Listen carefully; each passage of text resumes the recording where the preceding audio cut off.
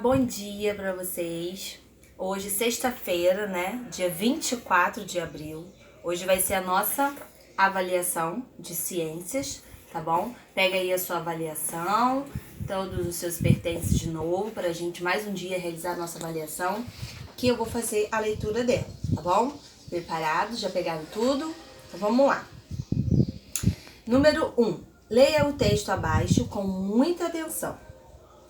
Nos séculos 20 e 21, não seriam os mesmos sem o petróleo, além da fonte de energia e a matéria-prima, para a fabricação de plástico, de medicamentos e de muitos outros produtos presentes no nosso cotidiano. Por meio do refino do petróleo bruto, é possível obter gasolina, querosene, óleo diesel, óleo combustível, óleo lubrificante, asfalto, parafinas, diferentes tipos de gases e muitos outros derivados. Apesar de ser conhecido desde a antiguidade, o petróleo nunca foi tão usado como nas últimas décadas. Sua utilidade estimulou o crescimento da indústria automobilística, de detergente, de solventes, cosméticos, tintas, tecidos sintéticos e entre muitas outras. Com isso, o mundo tornou-se dependente do petróleo e, por consequência, dos países que o produzem. Por essa razão, o século XX pode ser denominado o século do petróleo. Toda a energia gerada atualmente no planeta, cerca de 40%, vem do petróleo. O restante divide-se em carvão, gás natural e outras fontes, como a energia nuclear ou a hidrelétrica. Entretanto, ele é um exemplo de recurso natural não renovável, isto é, o seu ciclo de produção é muito longo, é milhões de anos, então não há como prever a sua reposição na natureza. Algumas estimativas calculam que as reservas mundiais do petróleo se esgotarão até o ano de 2050. Caso isso se confirme, a humanidade terá que buscar novas fontes de energia para que a economia mundial não pare. Com base no texto acima e conforme os conhecimentos adquiridos em sala de aula, responda. Letra A. Mediante a leitura do texto, pode-se dizer que o século XX é considerado o século do petróleo? Explique. Letra B. O texto menciona que grande parte da energia do planeta vem do petróleo. Por quê? Justifique conforme o texto. Letra C. No relato do texto, qual o tipo de energia é considerado um recurso natural, não renovável? Virou a folha. Letra D agora. Comente. Algumas estimativas calculam que as reservas mundiais de petróleo se esgotarão até 2050. Caso isso se confirme, a humanidade terá que buscar novas fontes de energia para que a economia mundial não pare. Mediante a afirmativa acima, qual seria a sua opinião em relação a tal situação-problema? Letra E. Por que o petróleo é considerado uma das fontes de poluição para o planeta? Comente. Número 2. Leia uma pequena parte sobre os materiais combustíveis. A matéria combustível é aquela que, recebendo calor inicial, tem a propriedade de reagir com o oxigênio do ar e a entrada em combustão. Nessa reação, há uma liberação da energia contida na matéria combustível e de gás carbônico.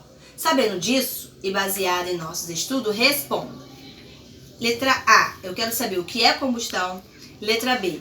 O que a combustão produz. Letra C. Explique por que o carvão mineral, o petróleo, o gás natural são chamados de combustíveis fósseis. E letra D. Cite 2 exemplos para. Eu quero um exemplo para combustível, para comburente e calor inicial. Número 3. Associe as colunas corretamente. A, combustível. B, comburente. E letra C, calor inicial. Eu coloquei várias opções. Você vai assinalar a quem a cada uma corresponde, ok? Virou a sua folha. Só um minutinho, vira ainda não. Ainda nessa questão número 3, no último parênteses está escrito assim, faixa elétrica. Me perdoem, me desculpem, não é faixa. Vocês vão escrever a palavra faísca elétrica, tá bom? Só conserta o errinho da tia Amanda aí na digitação, tá bom? É faísca. Aí vocês passam um tracinho e escreve faísca embaixo, tá bom? Agora a gente vai virar. Número 4. Em um experimento, Pierre colocou um copo de sal e um copo com água. Depois despejou a mistura em uma vasilha coberta por um plástico e deixou ao sol. Mais tarde, várias gotículas de água se formaram. E ao experimentar as gotas de água que ficaram no plástico, ele percebeu que essa água não era salgada. Aí eu pergunto para você, o que o experimento comprovou? E letra B, quais as mudanças de estado físico o Pierre observou, ok? Número 5 agora. Segundo a teoria mais aceita, a formação do universo é a consequência da expansão da matéria. Mas o que é matéria? Matéria é tudo o que existe no universo. Seres vivos, água, solo, ar, minerais e etc. Agora eu quero que você responda para mim. Estudamos sobre as propriedades da matéria. Cite 5 dessas propriedades, tá bom? Eu quero propriedade da matéria agora. Número 6. Observe as mudanças do estado físico da água e escreva cada estado físico da água conforme as suas mudanças. Eu coloquei uma representação, né, um desenho, coloquei 4 tracinhos, 2 em cima e 2 embaixo. Então eu quero que vocês mencionem para mim quais são o nome dessas mudanças. Número 7 agora. Estudamos nesse bimestre sobre os materiais magnéticos. Na Grécia Antiga, já se conhecia o material que atrai o ferro, por causa do campo magnético que o rodeia, a magnetita. Esse nome vem de Magnésia, lugar da Grécia em que o magnetismo desse minério foi descoberto. Letra A. Conforme a informação acima, e dentre os estudos realizados, explique as representações abaixo. Aí eu tenho 2 representações. Eu quero que você explique para mim a força de repulsão e a força de atração, tá bom? E letra B. O que são materiais isolantes e o que são materiais condutores? Cite 2 exemplos de bons condutores de som. E letra D. Cite 2 exemplos de maus condutores de som. Número 8 agora. Quando um raio de sol bate em um espelho, ele reflete. O raio chega ao espelho e é o raio incidente. O raio que reflete é o raio refletido. O espelho é feito de um material refletor. Porém, nem sempre a luz se comporta dessa maneira. Letra A. Sabendo disso, classifique as imagens abaixo de acordo com a trajetória dos raios de luz ou passagem da luz. A gente estudou alguns tipos de passagem de luz. Aí eu coloquei os desenhos e você vai escrever o nome dessas representações embaixo. Tanto faz você escrever em cima ou você escrever embaixo, tá? Porque eu fiz tracinhos em cima e fiz tracinhos embaixo. Aí fica a seu critério, tá bom? Virou. A próxima agora. Em 1930, foi reconhecido um nono planeta com órbita além de Netuno. Para que seu nome fosse escolhido, abriu-se um concurso. A vencedora foi uma menina de 11 anos que escolheu Plutão, um personagem da mitologia grega. Logo depois, o Walt Disney nomeou o cachorro de Mickey como Pluto, em homenagem ao planeta recém-descoberto. Nos livros didáticos e nas enciclopédias, Plutão foi apresentado como o 9º planeta solar. A recentemente descoberta de novos astros semelhantes a Plutão deixou os cientistas com 2 opções. retirar Plutão da lista de planetas ou aumentar o número de planetas do sistema solar. Aí eu pergunto para vocês na questão 9. Leia a notícia que marcou essa decisão. Em 2006 e responda. Os astrônomos decidem que Plutão não é mais planeta. Vamos ver o que eles falaram. Quem tinha apego sentimental por Plutão, bem que tentou arrumar uma vaga para ele no sistema solar. Nem que se fosse no tapetão, mas não adiantou. O fato é que o ex-nono planeta está oficialmente rebaixado para a segunda divisão, ganhando o apelido de planeta anão. Depois de uma semana de debates tão esquentados quantas vezes surreais, a solução de consenso entre os 2.500 cientistas presentes na reunião da União Astronômica Internacional, na sigla inglesa, foi admitir apenas 8 planetas verdadeiros nos domínios do Sol. Foi uma reviravolta, e tanto em relação à proposta inicial de uma comissão da União Astronômica, ampliar para 12 o número de planetas do Sistema Solar.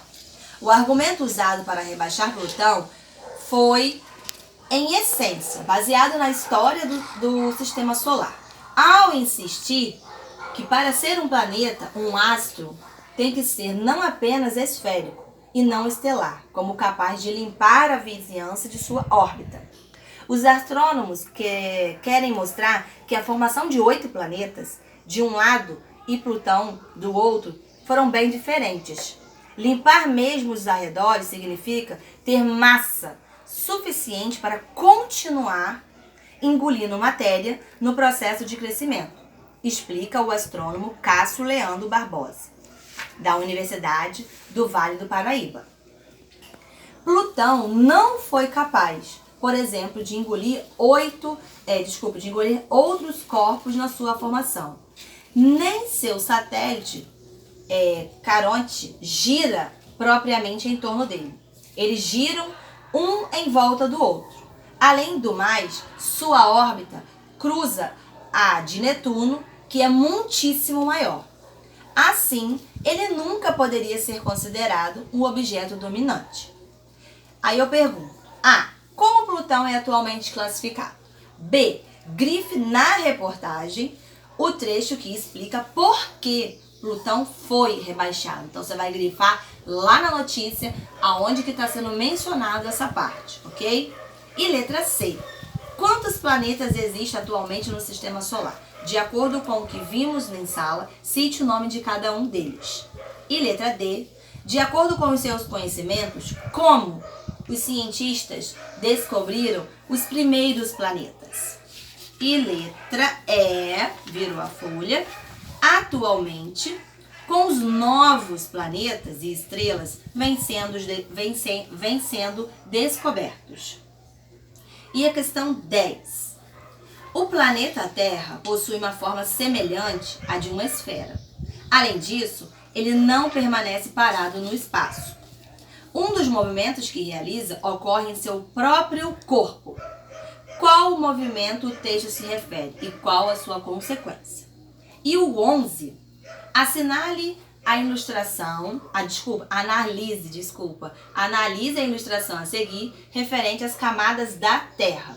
Aí eu coloquei setinha A, setinha B e setinha C. Você pode responder na frente de cada setinha ou você pode responder aqui, ó. Escreva quais camadas estão sendo representadas pelas letras A, B e C. Você pode responder aqui nessa linha ou na direção das setas, você pode responder também. E letra B. Qual é a camada mais rica em níquel de ferro? E letra C. Qual é o principal constituinte da camada A? E que característica essa camada representa? Ok? E o número 11, que vai falar sobre as zonas térmicas da Terra. Essa questão eu vou anular, porque essa prova eu já tinha preparado, já tinha feito. E eu fiz na intenção de dar continuidade ao conteúdo, mas o tempo não nos permitiu. tá bom? Aí vocês não precisam fazer essa questão, porque eu vou anular ela e eu vou redistribuir esse ponto para outras questões, tá bom? Não se preocupe que todo mundo vai ficar com pontinho, tá bom? Mas eu vou fazer esse somatório de novo. Só escreva para mim aí embaixo, assim, uma observação, questão anulada, tá bom? Boa sorte e façam com muita, mas com muita, muita atenção, tá bom? Um beijo para vocês.